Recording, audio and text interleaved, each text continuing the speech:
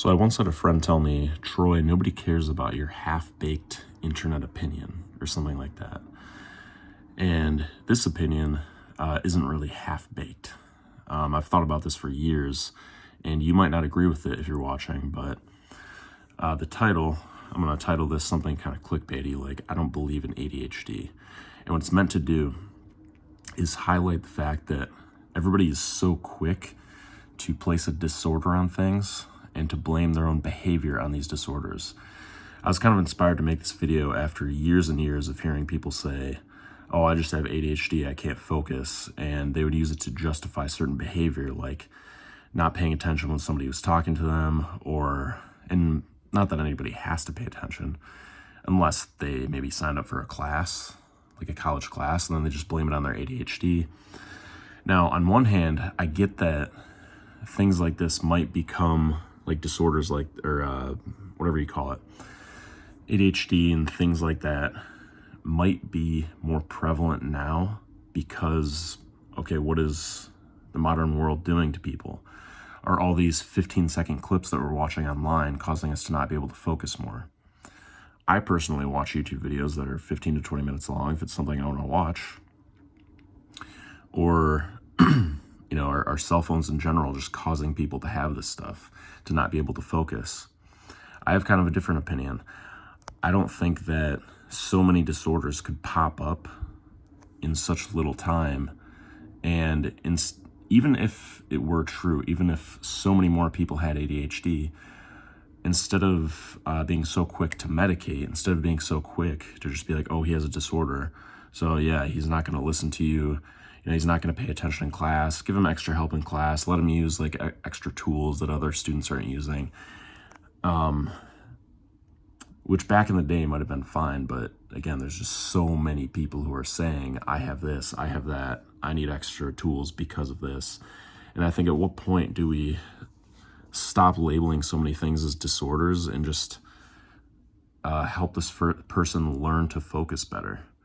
Because if you're watching this, maybe you're into self-development and you've had to learn to focus better in your life. Like maybe you were like me and you would sit down to read a book and your attention would, drift off within like 30 seconds or a minute. And then you just had to bring it back. And then you had to, try to focus for 2 minutes, or you had to focus for 2 pages or 3 pages.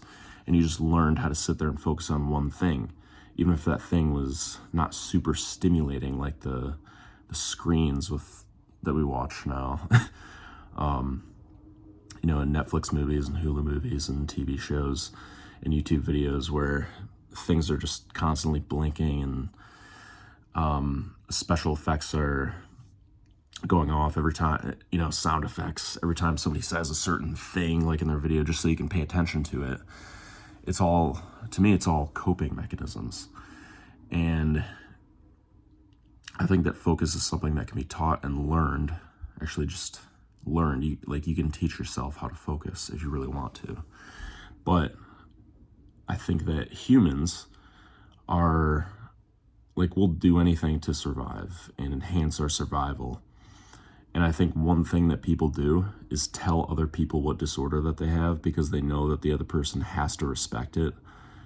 Because in our modern social climate, or just in modern times, people are taught to accept that somebody just has whatever disorder that they want to say that they have, and they can't do XYZ because of it.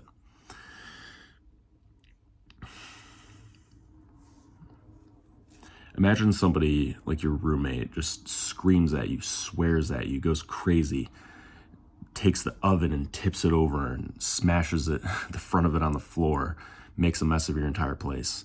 And then like a couple hours later, like the next morning, let's say you were away that day and you come in the next morning, you're like, what happened? And they were just like, BPD episode. Yeah, it's my BPD that made me do this. Your BPD made you do this, or your whatever disorder made you do this. Like, are we really just gonna sit here and say, like, these disorders, these emotions are responsible for human action? Or did that person feel something, they felt an emotion, and as an adult, I get if they're a child, it's different. You can't really hold a child as accountable, depending on their age, as an adult, right? But if they're a full-grown adult and they're acting that way, don't you think it's reasonable to leave or to like tell them, hey, that's not acceptable behavior? Because I'm willing to bet in certain situations they just wouldn't do that. Like if they were afraid of the consequences, they wouldn't do that. If they were living with somebody who like wouldn't stand for that, like usually it's up to parents to discipline their kids, and then they grow up and they don't lash out like that because they realize that if they act on emotion completely and cause havoc, there's consequences to it. But anyway, yeah, back to the main topic of this video. This is something I've thought about for years, and I think it started when I was in my my late teens and very early 20s, when I started to realize I experienced social anxiety when meeting new people or when talking to large groups of people or when going to class. I would experience this social anxiety, and instead of going to a doctor and having them labeled with some disorder, like social anxiety disorder, and then like popping a pill in order to make myself feel better to get rid of it, I decided not to do that, not to go to the doctor, but instead just to put myself in more and more social situations. And guess what? I started to experience more of it as I put myself in these social situations. But when I went home at the end of the day, I could relax. And in the morning, I could relax more and more every day that I put myself in new social situations. Some things that I did where I approached people on my college campus and just said like, hi, I have social anxiety. I just like to talk to a couple new people today. And I started doing that. I started giving compliments. I got into like the dating, I guess, pickup scene, whatever, where you approach women and talk to them. And I always did it. I never cared about rejection because I was doing it for myself to overcome the fear of it. And it worked. I joined a public speaking class. I got up in front of everybody and I was super nervous, but speech after speech after speech led me to be less nervous and more comfortable up there. And yeah, that's what I did. And I think people are so quick to label a disorder, and they give all their control and power to that disorder.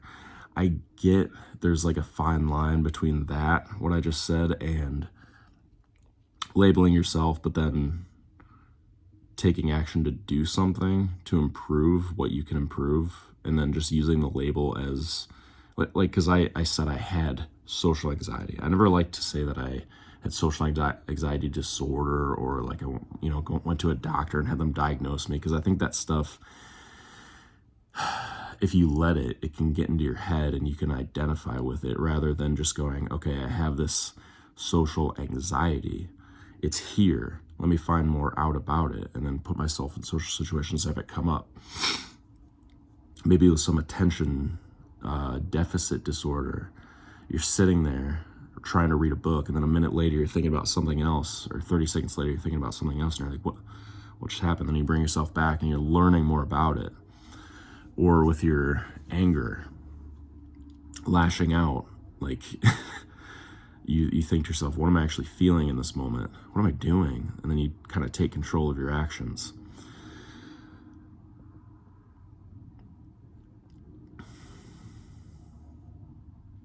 Yeah, so let me know what you think of all this. This is, and at the beginning of this video, I said I had a friend of mine. This friend said he had ADHD, and he used that excuse. And he's like a self-development dude, but he told me one day, Troy, nobody cares about your half-baked opinion, your internet opinion on stuff. Well, this is my YouTube channel, and I think this is helpful advice if you're willing to absorb it or think about it. Maybe you have better advice, go ahead and leave it in the comments. Thank you for watching.